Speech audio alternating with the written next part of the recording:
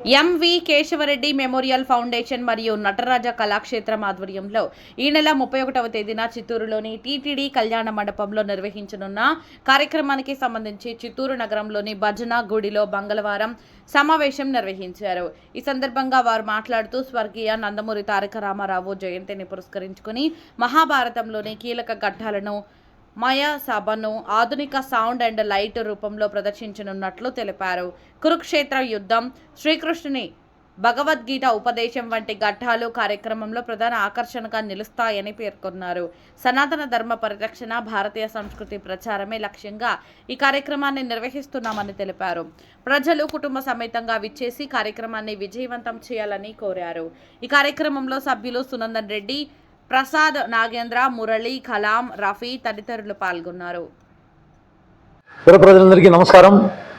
MV Keshava Reddy memorial foundation and Nataraja Kalakshetram వారి ఆధ్వర్యంలో మేము మే 31 ఈవినింగ్ 6 గంటలకు టీటీడీ కళ్యాణ మండపంలో మహాభారతంలోని ముఖ్యమైన ఘట్టాలు లైట్ అండ్ సౌండ్ ప్రోగ్రాంతో పెర్ఫామ్ చేయబోతున్నారు మా కళాకారులందరూ.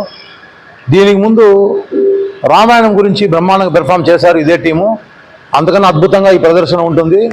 దయచేసి ఆ రోజు అందరూ వచ్చి చూసి తరించాలని మా విన్నపము. వీలైనంత మంది మీ పక్కవారి కూడా, మీకు న్యూస్ తెలిసిన వెంటనే పక్కవారి కూడా చెప్పి టీటీడీ కళ్యాణ మండపానికి చిత్తూరు తీసుకొస్తే 6 గంటల నుంచి అద్భుతమైన ప్రదర్శన ఉంటుంది. దయచేసి అందరూ వచ్చి ఆస్వాదించాలని కోరుకుంటున్నాను. సాయంత్రం 6 గంటల నుంచి రాత్రి 9 గంటల వరకు అద్భుతమైన ప్రదర్శన, మధ్యలో దేవుడి ప్రసాదం కూడా ఉంటుంది. దయచేసి అందరూ వచ్చి ఆస్వాదించి ఆ కళాకారులందరినీ ఆశీర్వదించాలని ప్రార్థన. ఇది కంప్లీట్గా ప్రవేశము ఉచితము. దయచేసి అందరూ రండి. All are welcome. Thank you very much. Good evening. నా పేరు కోడి కిషోర్, నటరాజ కళాక్షేత్రం అధ్యక్షులుగా వ్యవహరిస్తున్నాను. అలాగే సెకండ్ సినిమా డైరెక్టర్ని. మేము ప్రాచీన సంస్కృతి సాంప్రదాయాల్లో భాగంగా పురాణ పునీతమైన మహాభారతం నుంచి ప్రధాన ఘట్టమైన మైసభను తీసుకొని ఒక దృశ్య రూపకంగా 25 మంది కళాకారులతో 31వ తారీఖు సాయంత్రం 6 గంటలకు టీటీడీ కళ్యాణ మండపం నందు అత్యంత వైభవంగా ప్రదర్శించనున్నాము.